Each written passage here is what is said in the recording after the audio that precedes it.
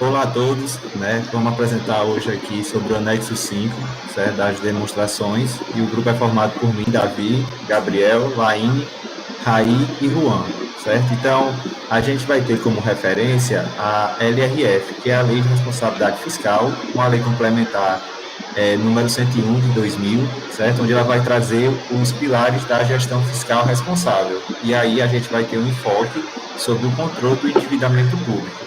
Entre os vários artigos dessa lei, nós vamos destacar o artigo 30, né, que, de acordo com em conformidade com a Constituição Federal, ela vai estabelecer os prazos para a apresentação junto ao Senado Federal das propostas de limite para a dívida consolidada dos entes federativos e os limites relacionados ao endividamento público. E para isso, né, para fazer essa consolidação, foi preciso criar uma resolução em 2001, feita pelo Senado Federal, onde definiu os limites globais para essa dívida consolidada, calculada após abater a disponibilidade de caixas, aplicações financeiras e outros ativos financeiros, né, das dívidas consolidadas. E também a LRE vai estabelecer limites para a dívida líquida, abrangendo a integração entre dívida consolidada, resultado primário, resultado nominal e metas fiscais, se tornando um mecanismo completo de planejamento, acompanhamento e controle de endividamento público, onde, né, na lei, a gente vai destacar, né, a parte de metas fiscais, a contenção de despesas, a redução da dívida, né? E com isso, a gente tem uma metodologia de cálculo dos resultados nominais crucial e precisa para ser consistente. Dando seguimento, vai trazer conceitos. Então, a gente pode destacar algumas definições de conceitos que foram mais importantes, trazidos para as demonstrações e os anexos. Né? Então, o resultado nominal, e no contexto da Lei de Responsabilidade Fiscal, a LRF, e da Resolução do Senado Federal número 40 de 2001, representa a variação da dívida consolidada líquida, DCL, em um determinado período. Então, pode ser então calculado de duas formas, somando a conta dos juros ao resultado primário, então acima da linha, ou comparado aos estoques da DCL, da dívida consolidada líquida, em diferentes momentos, que seria abaixo da linha. Os juros considerados para esse cálculo são os apurados por competência, ou seja, quando tem impacto no momento da DCL. Então, o outro ponto é os juros ativos, que são remunerações sobre créditos financeiros, enquanto os juros passivos, eles vão incidir sobre os passivos que compõem a dívida consolidada. Então, o próximo, né, tem a exclusão dos passivos não classificados na dívida consolidada. As receitas e despesas orçamentárias que são derivadas de juros ativos e passivos são consideradas não primárias ou financeiras. Então, a metodologia acima da linha são a soma então dos juros com a diferença entre as receitas primárias e despesas primárias. Já a metodologia abaixo da linha vai representar então a variação da DCL, né, dessa dívida consolidada líquida, ou seja, a diferença entre o saldo da DCL em momentos diferentes. Então, no que diz respeito à dívida consolidada, ela vai englobar todas as obrigações financeiras do ente, excluindo duplicidades e considerando, sim, a emissão de títulos, operações de crédito para amortização em período, em prazo, né, superior a 12 meses, precatórios judiciais, que são emitidos após 5 de maio de 2000, então que foram emitidos após dia 5 de maio de 2000, e operações de crédito constantes no orçamento. Então, outro ponto é os ajustes metodológicos que são necessários para compatibilizar os resultados primários e nominal acima da linha e abaixo da linha. Então, eles vão então incluir os itens como reconhecimento ou cancelamento de passivos, receita de remuneração de investimentos permanentes, variação no saldo de restos a pagar processados, precatórios, entre outros. Então, esses ajustes eles vão visar então harmonizar os cálculos e evidenciar as discrepâncias entre as metodologias utilizadas.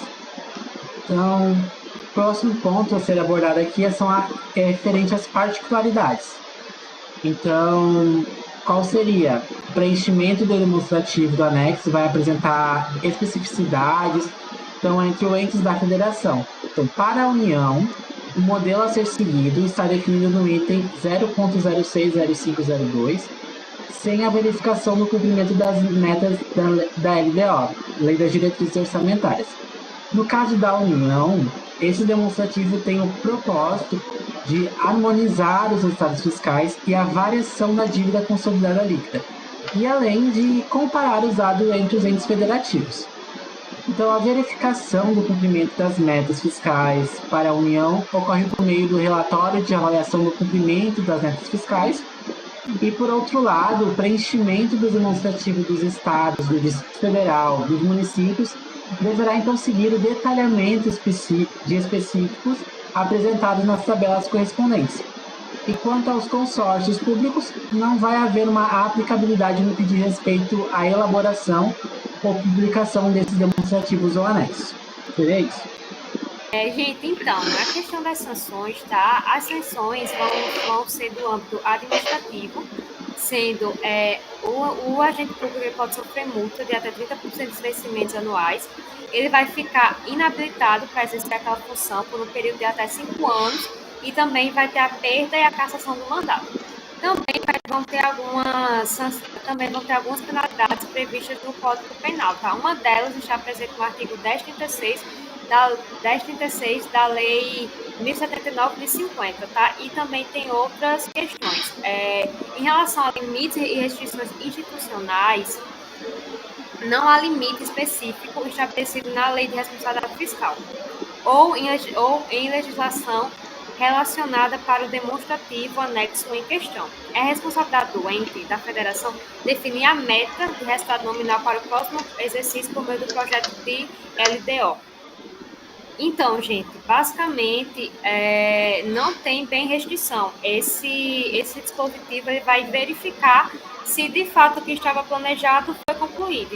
E no quesito de sanção, vai ter muita sanção na questão administrativa e na questão penal também.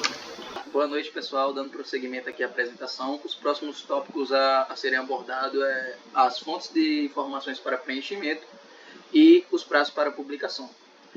Quanto às fontes de informações para o preenchimento, o resultado fiscal é identificado através da mensuração dos fluxos de entradas, receitas orçamentárias, e das saídas, despesas orçamentárias no subsistema orçamentário.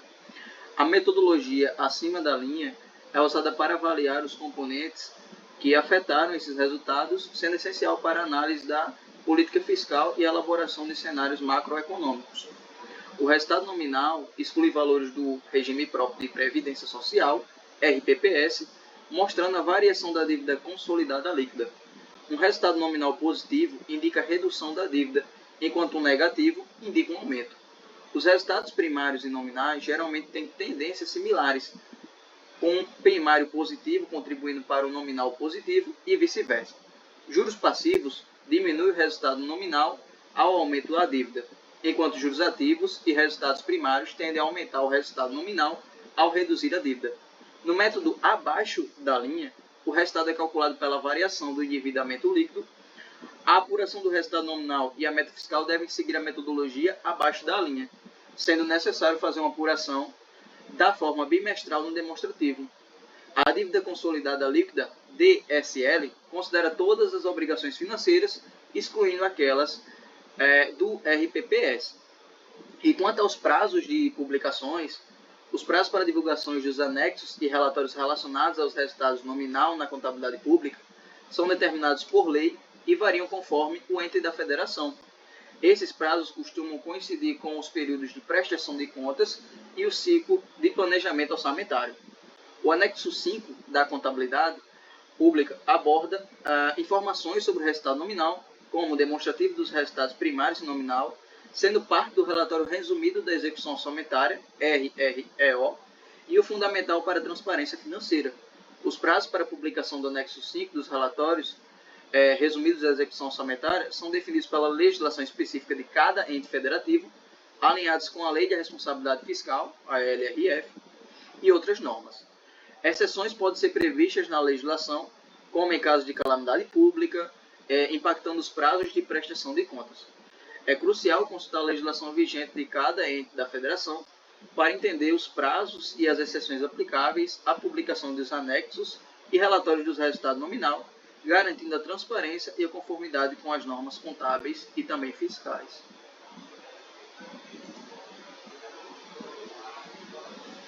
Muito boa noite a todos. Eu vou falar um pouco sobre a análise dos dados que foram feitas na atividade. Primeiramente, é importante salientar que a Lei de Responsabilidade Fiscal ela é um ponto de partida para toda a análise que vai ser feita, tanto em questões orçamentárias quanto nas questões de cumprimento da legislação. Então, a Lei de Responsabilidade Fiscal seria um norte para guiar os gestores a cumprirem aquilo que a legislação prevê. É como a Constituição orienta o cidadão aos seus direitos e a todos os outros demais aspectos. Bem, nessa perspectiva, a Lei Geral, a Lei de Responsabilidade Fiscal, ela precisa de auxiliadores que facilitem o cumprimento da mesma.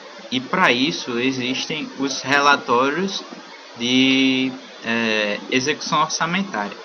Esses relatórios de execução orçamentária, eles são subdivididos em anexos. O que está sendo referenciado essa noite, como foi dito com os meninos, é o relatório do resultado nominal, que é o anexo 5. De tal forma, nós fizemos uma análise. Por favor, Raí, pode passar para a próxima aba.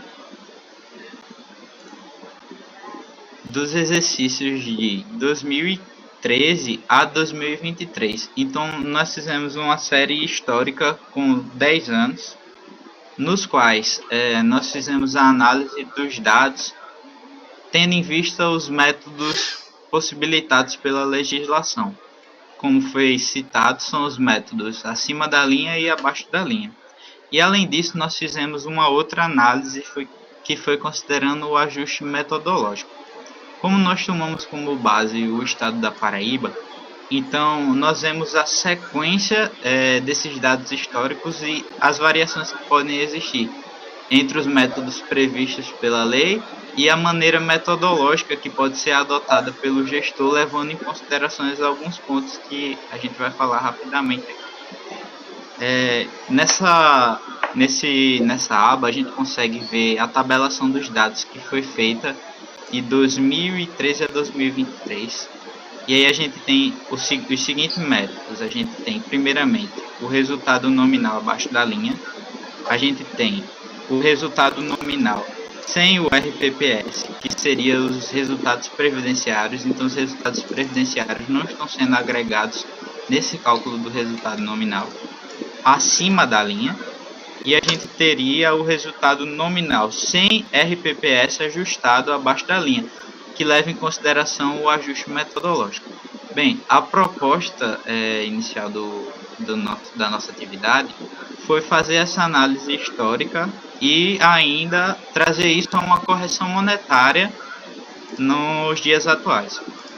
A gente tomou como base para fazer essa correção monetária do ano do relatório, da publicação do ano do relatório, que foi levado em consideração o último mês de dezembro de cada ano, e trazer isso ao valor presente na data de janeiro de 2024. Então a gente fez essa correção pelo índice do IGPM da FGV.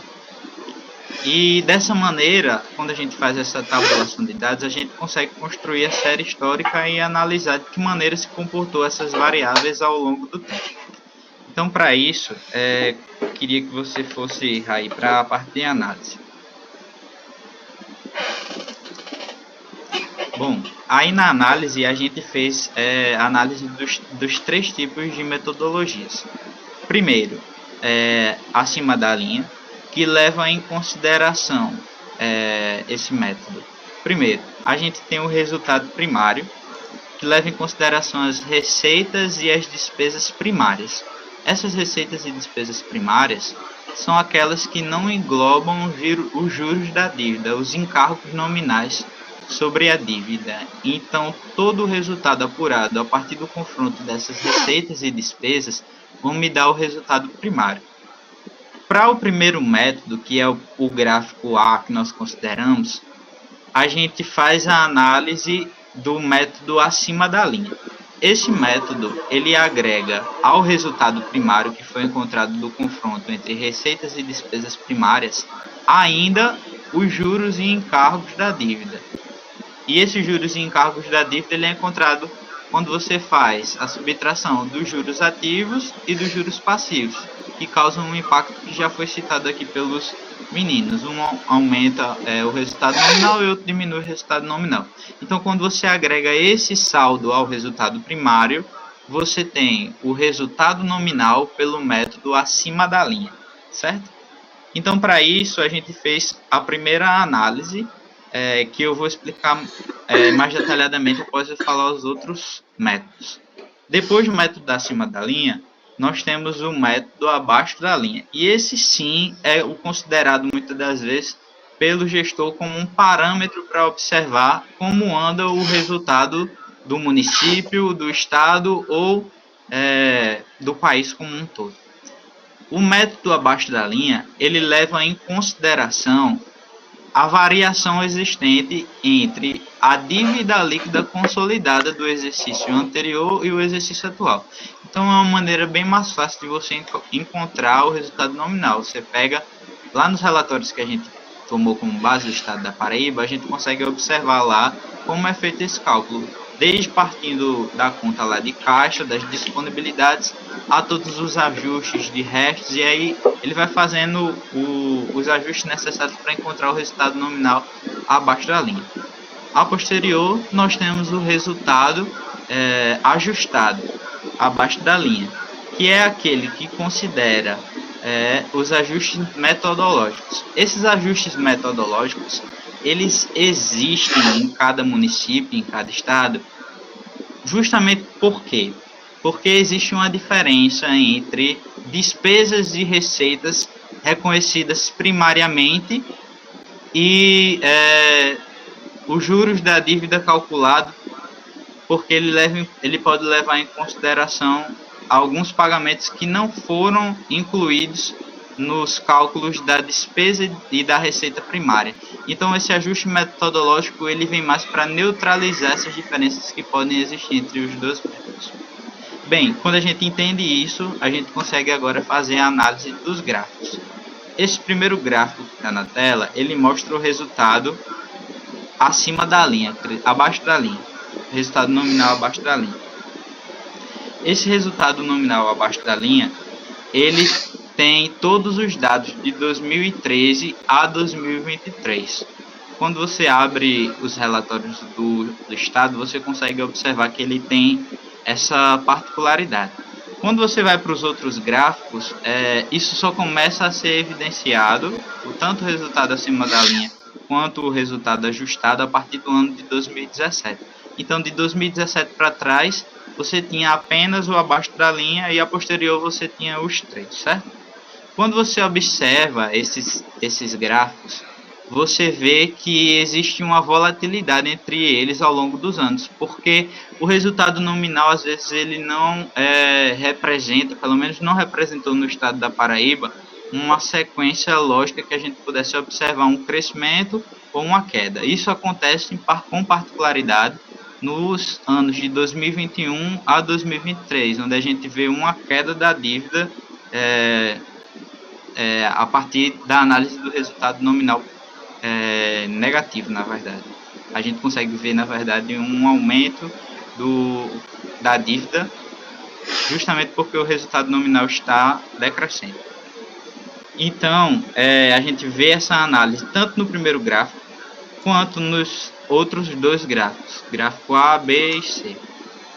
E outra coisa que a gente consegue observar nessa análise é que quanto mais tempo a gente se aproxima da data de referência da correção monetária, a diferença entre o valor histórico e o valor corrigido vai se anulando, porque como eu estou trazendo o valor presente, então na data mais próxima, que é o ano de 2023, a similaridade entre essas duas variáveis vai aumentando e eles vão ficando praticamente iguais, né? Então é interessante observar isso. A gente consegue ver a variação dos índices monetários nos anos mais afastados, que são aqueles que eu preciso de um N maior para trazer valor presente, e quando vou chegando mais perto do ano de 2023, essa diferença vai diminuindo. Contudo, o importante da gente entender é que nesses gráficos a gente tem a análise histórica dos anos, a gente tem o valor em reais, a gente tem o valor corrigido e a gente consegue verificar se o resultado nominal está aumentando ou diminuindo. E para concluir, eu queria só que você passasse para baixo, Raí, para a gente só mostrar como foi que a gente trouxe esses dados a valor presente, certo? Pode passar um pouco mais para baixo. Pronto, para a gente trazer esses dados a valor presente, a gente utilizou o artifício da calculadora cidadã, que está disponível para quem quiser usar. E aí tem um exemplo do que a gente fez. A gente pegou a data base do relatório, que é dezembro de 2016 ou dezembro de 2017, e assim a gente foi trazendo ao valor presente de janeiro de 2024. Bem, quando a gente faz esses ajustes, a gente consegue encontrar a sequência histórica e assim a gente consegue verificar como houve o crescimento ou decrescimento do resultado nominal ao longo dos anos. Acredito que a proposta tenha sido essa da apresentação e quero só passar a palavra para Davi encerrar a apresentação. Então, pronto, pessoal. Espero que o professor tenha gostado aí da nossa apresentação, visto aí como foi a nossa metodologia e a aplicação das metodologias de abaixo da linha, acima da linha e o ajuste metodológico nessa análise aí dos dados da Paraíba.